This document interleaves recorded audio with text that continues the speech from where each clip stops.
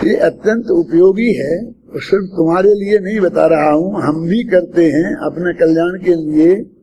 आप समझे ना, इसके लिए मैं आपको बोलता हूं, जीवन की आदत बनाना है। अकेले यहीं की नहीं, 5 साल की नहीं, सारी जिंदगी करना है। पाठ करना, लेकिन पाठ में समय खराब नहीं करना। क्या करे, मान लो अपना असली पढ़ने का अध्ययन का काल है, उसे पाठ ही पाठ में खत्म कर दोगे तो पढ़ोगे कब? समझ में मैं क्या कह रहा हूँ?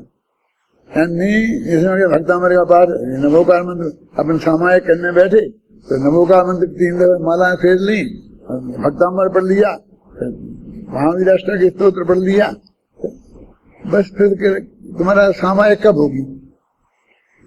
तुम पढ़ोगे कब? स्वाध्याय कब करोगे? गहराई से अंदर में कब जाओगे? तो ऐसा समय,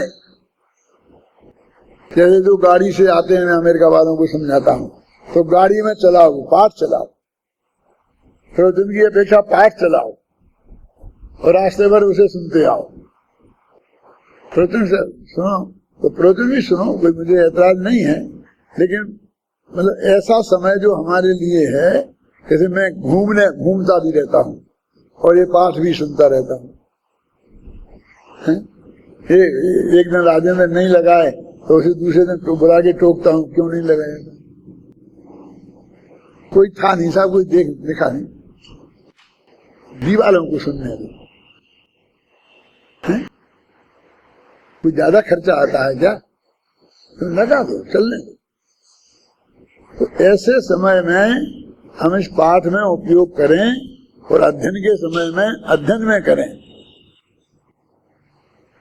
जैसे शांति जी ने कल आपको कहा था कि वो पहले मैंने जैन सिद्धांत प्रवेश का पढ़ी थी, और अब बस अब गायब है, तो क्या मतलब हुआ उसको याद करने का? तो यदि कभी कभी उसको पाठ करते रहे तो नहीं होती गायब। पूज्य गुरुदेव श्री मालूम क्या कहते थे? 47 शक्तियों का पाठ करते थे। अब अपन का ये क्या कह रहे?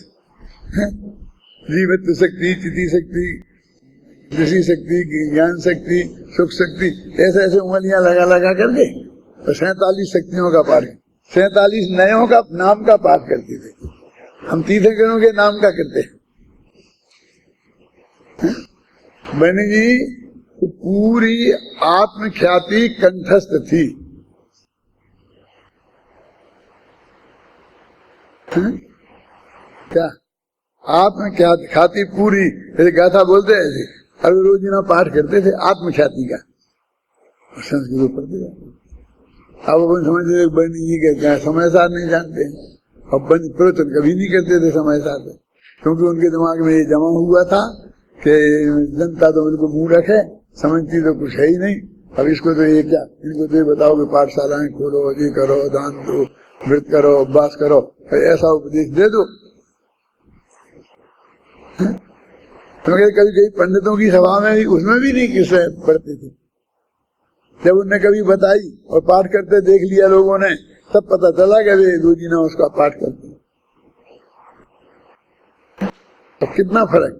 जब हम तुम्हारी उम्र के थे, तुमसे भी छोटे थे, तब 2 संत प्रसिद्ध थे, एक बरनी जी, एक कांजी स्वामी। तो हमको मन में आता था, हम भी शास्त्री न्यायाधीश तो हो गए थे, रोजीना प्रवचन करते थे, पर A1 प्रवचन करते थे, ऐसा नहीं 19 साल। हमने बरनी जी को भी हमारा प्रवचन सुना है, बरनी जी ने भी हमारा सुना है, और कांजी स्वामी ने भी सुना है। तो अभिमान के लिए नहीं कहता हूँ, लेकिन हमने जा करके हम गए स्वामी जी के पास, 18 दिन रहे वहाँ, और उनका प्रवचन सुना, सब बात की। फिर दूसरी साल हम बरनी जी के पास गए, क्योंकि दोनों को देख लें, समझ लें। तो बरनी जी शिखर जी में थे, हम शिखर जी में गए, तो शिखर जी के पास में ईश्वरी है, जानते हैं आप लोग? तो ईश्वरी में ठहरे थे आश्रम में, तो हम ईश्वरी गए। तो ईश्वरी में ज्यादा नहीं सुनाना चाहता, हमने उनसे कहा कि महाराज हम कांजी स्वामी के पास गए थे, और उनसे हम 18 दिन सुन के समझ के आए हैं, और हम अब की बार आपके पास आए हैं, और हम आपसे समझना चाहते हैं सब बातें। तो उन्होंने कहा भैया मैं तो बोल नहीं सकता। बिल्कुल हूबहू शब्द की मैं बात सुना रहा हूँ आपको, गद्दी पे बैठा हूँ, शास्त्र जी सामने रखा है। मैंने कहा क्या करें, हमने तो आपके पास ही आए हैं, हम क्या आपसे हम समझ के आए कुछ। बोले तुम करो, तुम बनी नहीं। एकदम तो हमको तो बड़ा अटपटा तो लगा, पर हमने कहा आप सुनेंगे तो हम करेंगे,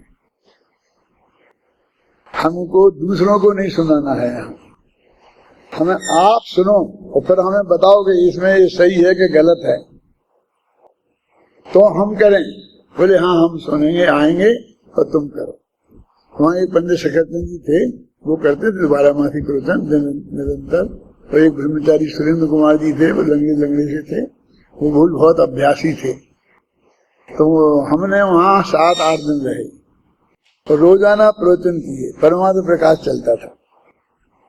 तो बहनी जी रोजाना आकर के उनकी कुर्सी पे लाते थे उनको, और वो बैठते सुनते।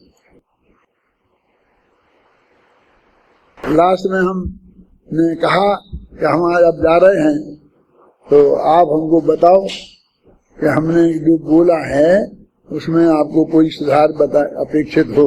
हमने सब बोला, निमित्त उपादान निश्चय व्यवहार, जो भी जो विवादस्थ विषय थे ना, उन सब पर हमने अपने विचार उसमें रखे। तो उनने हमसे ये कहा कि नहीं भैया बिल्कुल ठीक है, अच्छा है, और एक ही बात हम तुमसे कहते हैं कि किसी के कहने से अपनी श्रद्धा बिगाड़ना मत। ये शब्द उन्होंने कहे। अब उसका क्या अर्थ है, हम भी आज तक उसमें गोते खाते हैं। ये भी अर्थ हो सकता है कि तुम तो सही हो, लेकिन कान्जी की स्वामी के कहने से अपनी श्रद्धा बिगाड़ना नहीं। और ये भी हो सकता है कि तुम सही हो और कोई तुम्हें भड़काए, यदि बातें कान्जी स्वामी की हैं तो अपनी श्रद्धा को बिगाड़ना।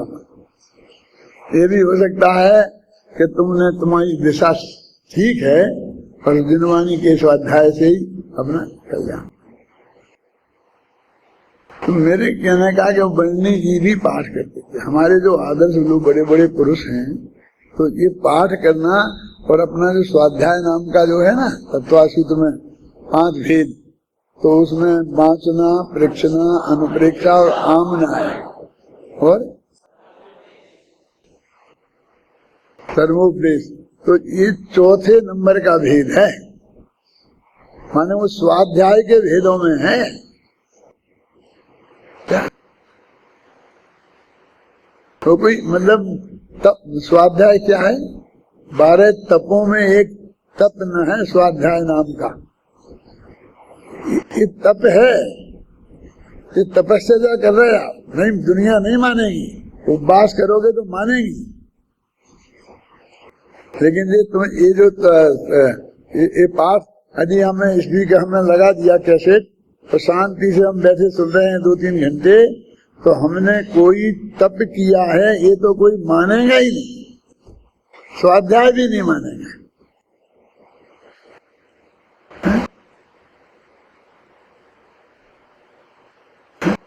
लेकिन वो जो लगा दिया है, एक एक शब्द हमें सुनना चाहिए, उसका अर्थ समझने की कोशिश करना चाहिए। ऐसा नहीं कि वहाँ स्पीकर चला दिया है और यहाँ अपने गप्पे शुरू कर दिए हैं और दूसरी बातें सोचना शुरू कर दी और लिखना शुरू कर दिया, और वहाँ स्पीकर चल रहा है। जैसे आजकल के सिनेमा के गाने लगा देते हैं बच्चे और फिर पढ़ते हैं। तो ये भी मैंने ऐसा सुना है, अब कितनी बात सच्ची है, कि वो कहते हैं कि यदि हम ये गाने नहीं चलाएं तो हम पढ़ नहीं सकते, हम अपना पाठ याद नहीं कर सकते। नहीं तुम वो सुनोगे कि अपना पाठ याद करोगे, अपना विषय पढ़ोगे, कहते हैं अपने लिखेंगे पढ़ेंगे सब कॉलेज का काम करेंगे, मास्टर ने जो दिया है, लेकिन गाना चलते रहना चाहिए। अभी डबल उपयोग कैसे होता है, क्या होता है, मैं तो बंद कराता हूँ कि यदि ये बात करना है तो भाई ये बंद करो, हैं, और उनको उसके बिना नहीं चलता। तो ऐसा पाठ में ऐसा मत करना, मैंने वो अपने आप में फुल काम है, ऐसा नहीं है कि वो दूसरे काम के साथ कर लिया। हाँ, ऐसा करना है तो कर सकते हो। देखो, समझना मेरी बात को। आप खाना खा रहे तो लगा दो समय सार कलश पर ध्यानुवाद और सुनते रहो। अभी हाल तो आप कह रहे हैं दूसरा दो काम नहीं करना है एक साथ। दोनों में फर्क समझना।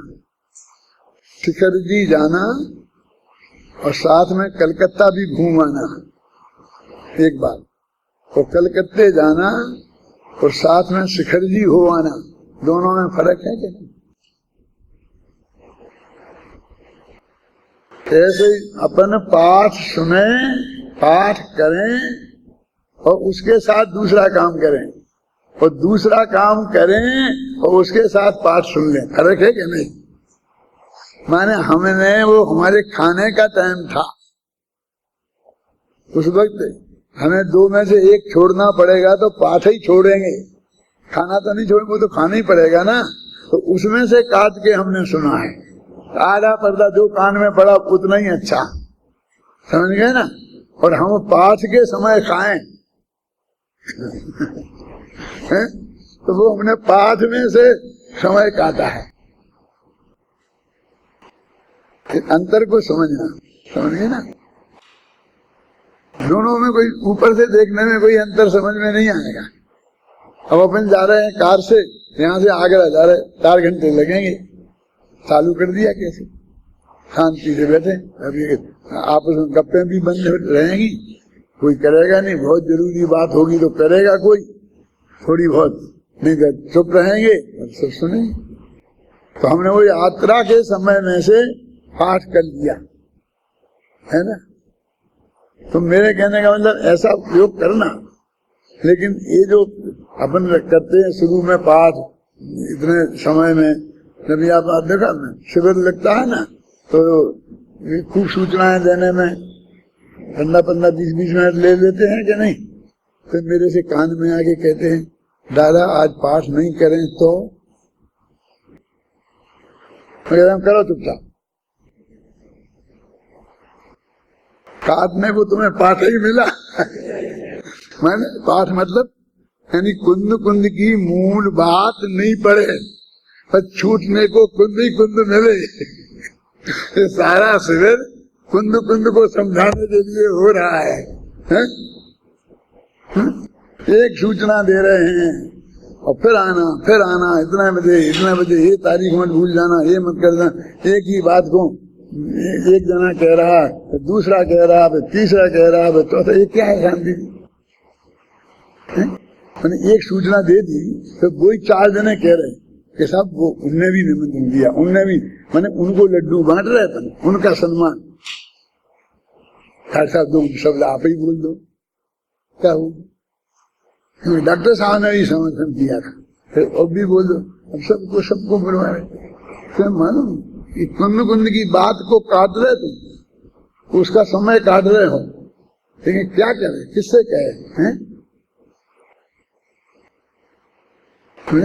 अंधेर नगरी बेबूज राजा थके शेर भाजी। ये बेबूज राजा क्या होता है जानते हो? कौन जानता है बताओ? अंधेर नगरी बेबूज राजा थके शेर भाजी थके शेर खाजा। बेबूज माने ना समझ, बेबूझ माने ना समझ। अंधेर नगरी है, ना समझ राजा है, तो क्या होगा? खाजा भी उसी भाव में कहेगा और भाजी भी उसी भाव में कहेगी। वहाँ कोई को अंतर ही समझ में नहीं आता कि दोनों में क्या अंतर है। समझ गए ना? इनमें भी, इनका भी हो गया प्रवचन, उनका भी हो गया प्रवचन, सबका प्रवचन, सबको एक से ही लगता है। बढ़िया है प्रवचन, शास्त्र की बात है, सबने सुनाई। देखो अब ये यहाँ था कि मैं टीका पढ़ना चाहता हूँ। टीका भी उतनी ही सरल है और वही बात कही है, नई बात कुछ नहीं कही है। लेकिन टीका किस स्टाइल में है, क्या कही है, वो आपको ख्याल में आए इसलिए पढ़ता हूँ। वस्तुतः परद्रव्य के संयोग का कारण उपयोग विशेष है। चेतन यही है ना, चैतन्यानुविधायी परिणाम होने से उपयोग आत्मा का स्वभाव है और वह उपयोग ज्ञान दर्शन रूप है, क्योंकि वह साकार और निराकार रूप से उभय रूप है। पर कोई ज्ञान दर्शन उपयोग है तो ज्ञान दर्शन उपयोग को समझा दिया, साकारो ज्ञानम निराकारो दर्शनम, ये मैंने कहा ही था, आप समझे ना। और चैतन्य को अनुकरण करने वाला जो परिणाम है उसे उपयोग कहते हैं। वह उपयोग, अब वहां तो कहा था शुभ अशुभ के भेद से था, शुद्ध नहीं था और अशुद्ध भी नहीं था। देखो ये अंतर देखो। और इनने टीका में वह उपयोग शुद्धोपयोग और अशुद्धोपयोग के भेद से दो प्रकार का होता है। अब गाथा की पंक्ति पढ़ो, कौन सी दूसरी गाथा की दूसरी पंक्ति?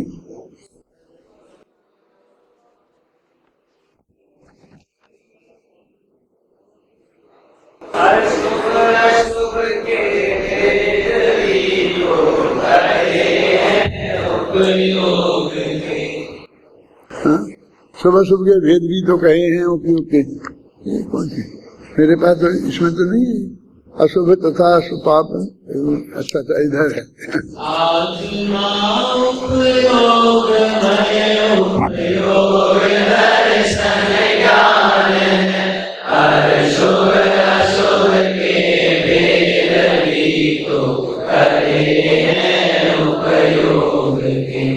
अब ये जो शुभ अशुभ भेद कहे यहाँ और वहाँ उनने शुद्ध लिए, फिर अशुद्ध के दो भेद किए शुभ अशुभ। मेरे इसी का नाम टीका। और यदि ऐसे ही लिख देते तो उपयोग दो प्रकार का है, शुभ और अशुभ, तो वो होता अनुवाद। अनुवाद टीका में अंतर समझ में आया। पहले बहुत ऐसे भेद होते थे, टीका टिप्पणी ऐसे बोलते थे। वो टीका टिप्पणी बहुत करता है, ये सब शब्दों के अर्थ विकृत हो गए। आलोचना, अब आलोचना तो समालोचना ही होती थी, तो उनकी जो अच्छाई है बुराई है दोनों को बिल्कुल निष्पक्ष भाव से बताना वो आलोचना है। अब वो बिगड़ते बिगड़ते बुराई करने को ही हम आलोचना कहने लगे, है ना। तो ऐसे यहाँ भी टीका टिप्पणी, टिप्पणी क्या होती है, टीका क्या होती है? ये जो नीचे ऊपर एक दो लिख करके और नीचे लिखा जाता है ना बारीक अक्षरों में, वो टिप्पणी कहलाती है। ये ऊपर पूरा अर्थ लिख दिया वो टीका कहलाती है। तो कहते हमने टिप्पणी लिखी, टिप्पण कहते हैं ना, टिप्पण टिप्पण, तो वो हमने टीका नहीं लिखी, लेकिन वो सरल है। लेकिन जो कठिन अक्षर देखे हमें ये लोगों को नहीं आएंगे, तो उसके नीचे हमने टिप्पणी लिख दी। अब कई अक्षरों को का अर्थ दूसरा शब्द अच्छा नहीं मिलता है, तो उसको परिभाषा बतानी पड़ती है, जो उसे समझा देते हैं, समझे ना। दो तीन लाइन में भी उसके स्वरूप को स्पष्ट करना पड़े तो वो सब टिप्पणी में होता है। तो नीचे लिखी जाती है वो टिप्पणी। फिर बहुत होती थी वृत्ति, फिर वार्तिक, फिर भाष्य, ऐसे भेद होते थे। सर्वार सिद्धि वृत्ति है, राज वार्तिक है, समझिए ना। ऐसे जो बहुत विस्तार से लिखी जाती थी वो वार्तिक समझते हैं। राजवार्तिक को पढ़ा किसी ने भी? है कोर्स मोर्स में है क्या नहीं? दिखाते तो हो कभी कि नहीं कभी, तुमने पढ़ा है? नहीं पढ़ा किसी ने, अब पढ़ा होगी शायद। जो भी है वो एक मोटे मोटे अक्षरों में लिखा होता है ना, वो वार्तिक होता है। और फिर उसको नीचे उसको अर्थ खोला जाता है, उसे वृत्ति बोलते हैं। तो सर्वार सिद्धि है वृत्ति, राजवार्तिक, ऐसे भाष्य। अब वो भाष्य आज तक अपने सामने नहीं आया कोई। हाँ है? अब आजकल आने लग गए थे अनुशीलन परिशीलन है?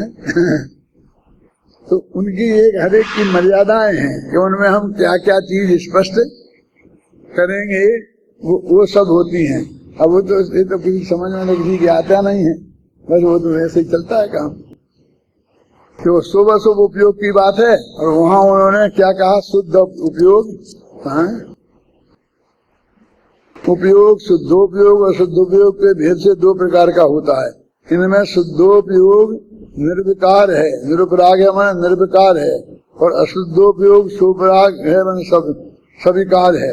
शुभ और अशुभ के भेद से अशुद्धोपयोग भी दो प्रकार का है, क्योंकि वह विशुद्धि रूप और संक्लेश रूप होता है। पाप जो है ना, पाप अशुभोपयोग वो संक्लेश रूप और वो विशुद्धि रूप होता है। परद्रव्य के संयोग का कारण अशुद्धोपयोग है और अशुद्धोपयोग विशुद्धि और संक्लेश रूप उपराग के कारण शुभ अशुभ रूप विविधता को प्राप्त होता हुआ पुण्य पाप के बंध का कारण होता है। पुण्य के अनुकूल और पाप के प्रतिकूल संयोग प्राप्त होते, पुण्य से अनुकूल और पाप से प्रतिकूल संयोग प्राप्त होते हैं। मैं आपको कई दफे कहता हूँ ना कि दोनों से प्राप्त ही होता है। ऐसा नहीं है कि पुण्य की वजह से शादी हो गई, पत्नी आ गई, और पाप की वजह से पत्नी मर गई, ऐसा नहीं होता। पुण्य की वजह से पैसा आ गया और पाप की वजह से पैसा चला गया, ऐसा नहीं होता। तो कैसा होता है? पुण्य के उदय से अनुकूल पत्नी मिलती है और पाप के उदय से प्रतिकूल पत्नी मिलती है। पुण्य के उदय से अच्छा लड़का प्राप्त होता है और पाप के उदय से सैनिक का जैसा था ना, वो सैनिक को जेल में डाल दिया था, ऐसा बेटा प्राप्त होता है। तो इस दोनों से प्राप्त ही प्राप्त होता है, समझे ना। तो जाता कैसे है? तो पुण्य के उदय से ऐसा मिला, पाप के उदय से ऐसा मिला, तो पुण्य के खलास हो जाने से वो जाएगा और पाप के खलास होने से वो जाएगा। हमारी वो खलास होना समझ में ही नहीं आता। हमारा खत्म हो जाए, पुण्य समाप्त हो जाए, तो जो चीज पुण्य से प्राप्त हुई है वो चली जाएगी, जो पाप से प्राप्त हुई है वो चली जाएगी। ठीक है, हम तो दोनों ही सब सारे संयोग पुण्य पाप के उदय से ही हम मानते हैं, ख्याल में है ना। तो जब दोनों प्रकार के अशुद्ध उपयोगों का अभाव हो जाता है तब शुद्ध उपयोग शुद्ध रहता है, तब वह शुद्धोपयोग परद्रव्य के संयोग का अकारण है, वो कोई कारण नहीं है। अब अपन क्या समझते हैं कि शुभ अशुभ उपयोग का अभाव करना है, हमें शुद्ध, हमें उपयोग को शुद्ध करना है, शुद्ध करना है। तो क्या करें? तो ऐसा सोचें, ऐसा सोचें, ये सब सोचें लगा। मैंने अपने शिविर में बहुत विस्तार से चर्चा की थी। हम क्या की थी ना कि वो सब लोग वैसे हमको अपने आत्मा को इधर ले जाना, आत्मा को इधर ले जाना, उपयोग को इधर ले जाना, उपयोग में से ये चीजें निकालना है, उपयोग में से ये चीजें लाना है। और वो काम हम कर ही नहीं सकते, सारी जिंदगी उसमें बिता दी। और आज भी इतना स्पष्ट करके समझाया तो अभी गले नहीं उतरता है। ऐसा कैसे हो सकता है कि हम उपयोग को पर से समझ के आत्मा में तो लगा ही ना। तो वो जो है कि हम परद्रव्य के कर्ता नहीं है, परद्रव्य में हम कुछ कर नहीं सकते हैं, ख्याल में है ना। तो वो ज्ञेय भी सुनिश्चित है और उस ज्ञेय में भी हम परिवर्तन नहीं कर सकते हैं। जहाँ हम कुछ नहीं कर सकते हैं वहाँ ही हम प्रयत्न किए जा रहे। यहाँ वो सुन लेते हैं, हाँ वो भी कर देते हैं, सिर भी हिला देते हैं। क्यों? कि नहीं हिलाते हैं तो अभी हाल फिर हमको उसके विरुद्ध तर्क युक्तियां देनी पड़ेगी, आगम बताना पड़ेगा, तो वो तो है नहीं हमारे पास। ठीक है, अंदर से वो बात हमारे अंदर में से नहीं, वो समझते हैं तो सब गया, बस खाली बैठे रहो, खलुआ बैठे रहो, बस एक ऐसा धर्म है। तो अपने मुनिराजों का स्वरूप तो क्या है देखो ना। घर से सब छोड़ छाड़ के, राजपाट सारे विकल्प छोड़ करके, मंदिर के मस्जिद के सब विकल्प छोड़ करके, क्यों? अभी तो निकल गए, वो मुनिराज घर से निकले, घर बनाना छोड़ा, तो मंदिर गांव में मंदिर बनाने का उद्देश्य हो गया। हर तीर्थ पे जाना और वही पुराना मंदिर नहीं है, इसका मुंह इधर को नहीं, इधर होना चाहिए, इसी तोड़ो, ये क्या हो गया? उन्हें कुछ नहीं करना है। ये तो बहुत स्थूल बातें हैं। उपयोग को भी पलट के अंदर ले जाने की का बोझा नहीं रखना अपने माथे पे। कितने निर्भर हों तब वो आत्मा में जाते हैं।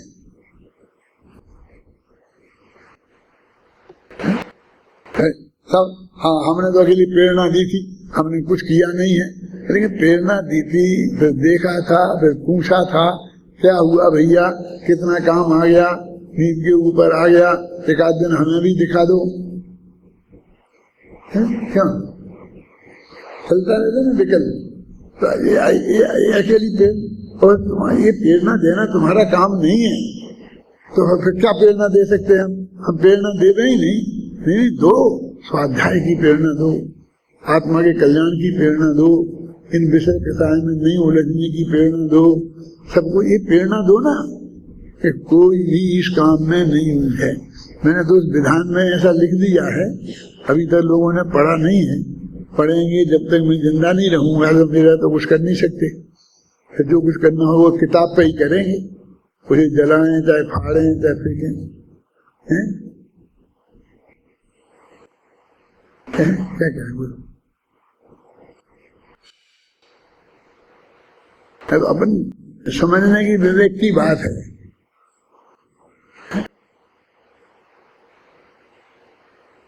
सारे उसमें आग कुएं में भांग पड़ी है।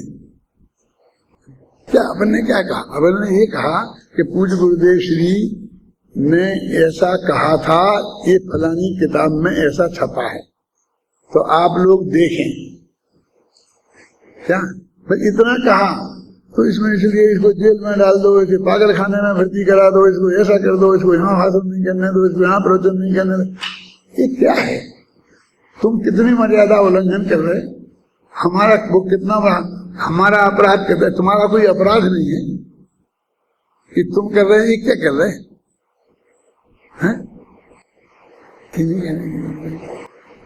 कि परम सत्य बात यदि हमको कोई किसी शास्त्र में दिखती है तो वो हम तुम्हें बताएं कि नहीं बताएं? हैं?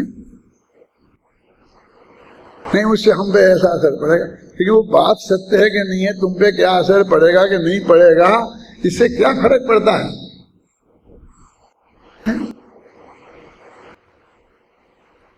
पहले मुझे लगता था ये कभी लोग क्या करते हैं कि तुम हमारी जवान खींच सकते हो, लेकिन हमारे से है नहीं।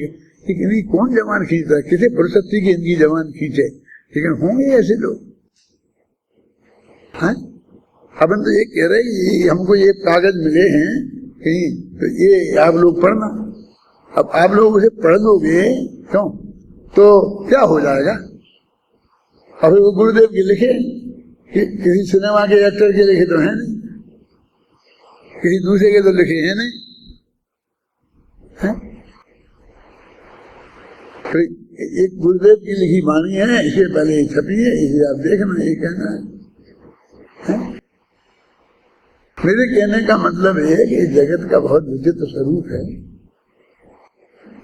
ना मुनिराजों को उसमें उपयोग लगाना चाहिए, ना इनको लगाना चाहिए। अभी अपन क्या करें? इन सब में अपन अपने उपयोग को समेटे,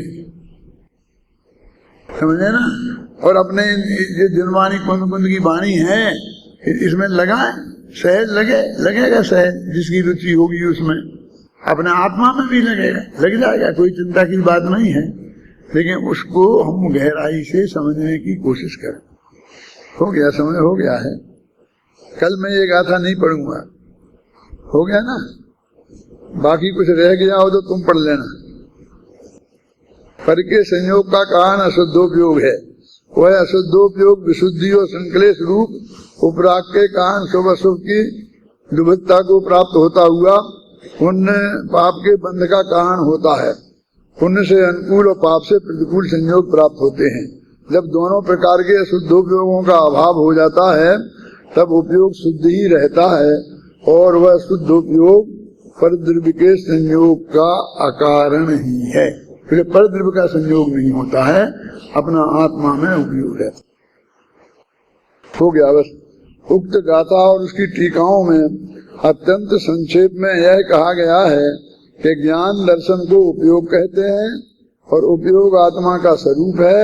यदि चारित्र की अपेक्षा बात करें तो वह उपयोग शुद्धोपयोग और शुद्धोपयोग के भेद से दो प्रकार का है। देखो अत्यंत संक्षेप में आ गया ना पूरा सार, कि दो लाइनें पढ़ो तो भी तुम्हारी गाथा का पूरा ख्याल में आ जाएगा। अशुद्धोपयोग भी दो प्रकार का होता है, शुभोपयोग और अशुभोपयोग। शुभोपयोग से पुण्य बंध होता है, अशुभोपयोग से पाप बंध होता है। इस प्रकार अशुद्धोपयोग बंध का कारण है और शुद्धोपयोग बंध के अभाव का कारण है, मोक्ष का कारण है। गाथा खत्म।